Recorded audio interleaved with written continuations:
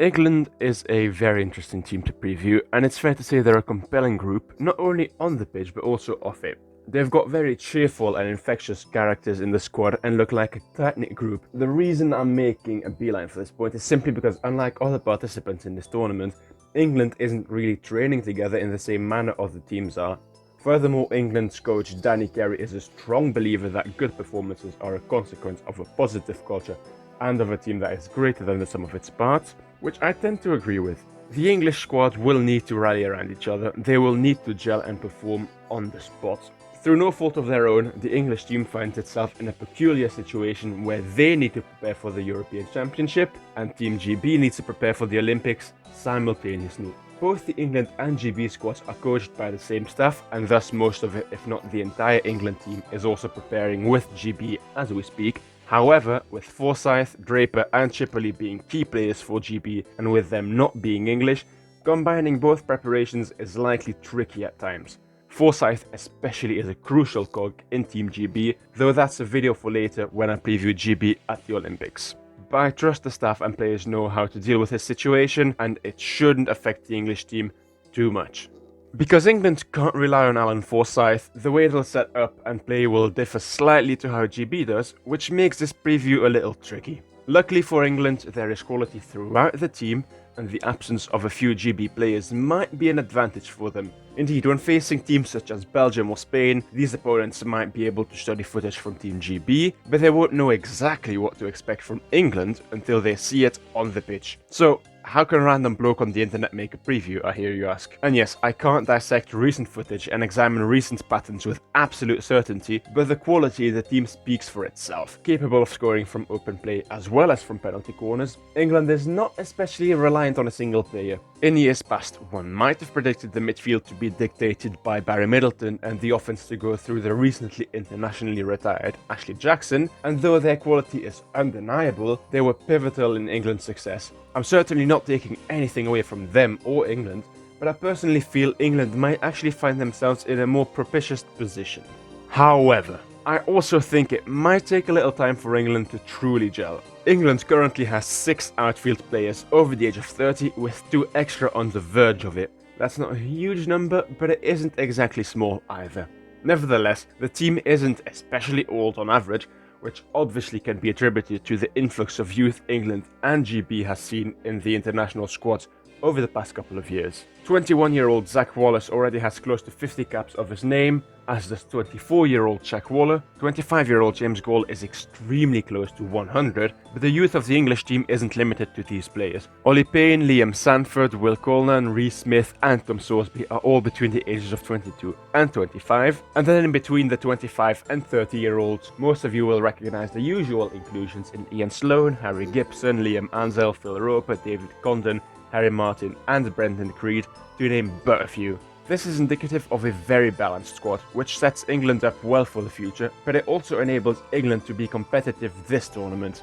England finished 5th at the 2019 European Hockey Championships after failing to win a single game out of a group that included Spain, Belgium and Wales. They were fortunate to snatch a draw against the Welsh, but only lost to Belgium by 2 goals and also drew with Spain. These results will no doubt invigorate England going into the 2021 European Hockey Championships, where they will face a similar opposition. Drawn against Spain and Belgium yet again, this will be the perfect opportunity to see how they've progressed over these past 2 years compared to their counterparts.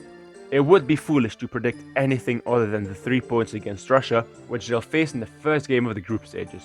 This is important, as a good and utterly dominant result might set them up well for their second game, which is against Belgium. However, the game that all eyes will turn to is undoubtedly the third and last game of the group stages, where the game against Spain will most likely decide who goes through to the semi-finals, barred an England or Spanish upset against Belgium, of course. England absolutely has what it takes to beat Spain. In fact, they have what it takes to beat any team on the day. Should they indeed advance to the semi-finals, they'll face extremely tough opposition, regardless of who advances from Pool A. But those predictions will be published when we eventually get there. Now, the English competition had only played 5 games before being stopped, so there isn't really much to go off when trying to decide who's been in form and who hasn't. But I'm surprised Ben Boone isn't in the team, having scored 6 goals, all of which from open play. That being said, who would then be excluded from the team? I don't really know. Somehow, I get the impression that a lot of people still underestimate England and their strength, which England won't mind if that does turn out to be true. One of these are undoubtedly penalty corners. Yes, most teams have an excellent PC specialist, Furlong for Wales, Charlet for France to some extent, Hendricks for Belgium, but England tends to convert a lot of these penalty corners, and though Luke Taylor is likely going to be the #1 drag flicker when on the pitch, it's not always guaranteed.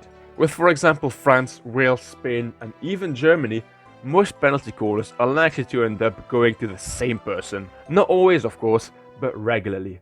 England, however, have a plethora of options from the top of the D, and I expect them to change it up a lot. Between Taylor, Dixon, Roper and Ward alone, England has 4 very different PC specialists, all of which have proven over and over again that the slightest of openings will be punished.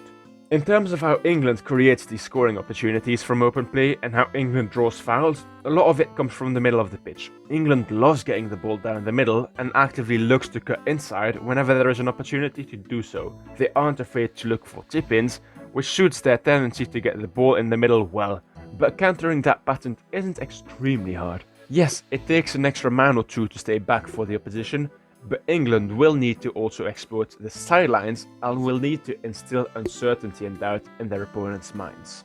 Defensively, England has moments where they perhaps lack concentration, they have moments where they overcommit or mistime a challenge for the ball. They aren't the greatest at defending penalty corners, and that's exactly where England's hopes for this European Championships lie.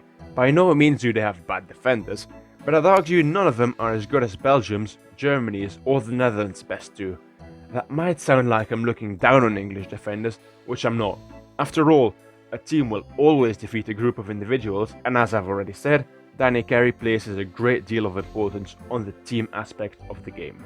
So, does England make it to the semi-finals? Do they have enough to overcome a tough opposition in Spain and or Belgium? You'll have to wait for my tournament preview and predictions in a few weeks for that answer, so why not subscribe in the meantime?